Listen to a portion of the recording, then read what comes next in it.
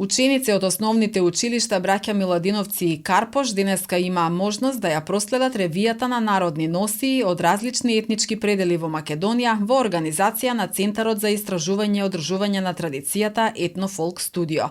Како што истакна председателот на ансамблот Перица Димковски, станува збор за автентични носии за свечени прилики кои што биле карактеристични за крајот на 19-тиот и почетокот на 20-тиот век. Представени беа десетина носии, меѓу нив и Кумановската, Средорек, Жеглигово, Славиште.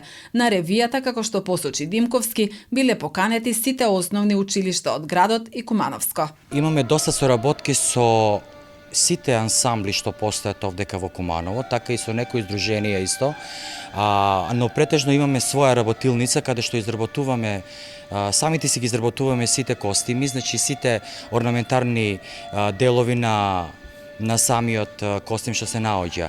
Така што почуваме со везење, плетење, со ткаење, што и мене ми е интересантно, што оваа млада генерација на луѓе или на деца, така да кажеме, ги интересира да се занимава со традиција и со култура во оваа наша држава. Моментално, според овој ковид, за жал, малку ни се бројката намали, но не е за жалење, така е.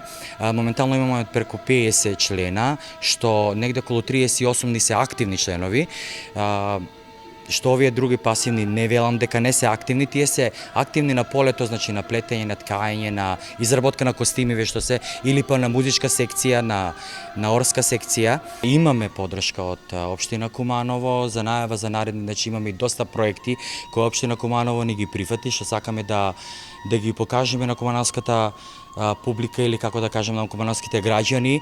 Работилницата на Етно-фолк студио се наоѓа во малата сала на основното училиште Крсте Мисирков. Центарот за истражување и одржување на традицијата постои од 2018 година. Досега учествувал на неколку фестивали во Република Српска, Босна и Херцеговина, Косово, а секако и во Македонија, а има освоено и награди.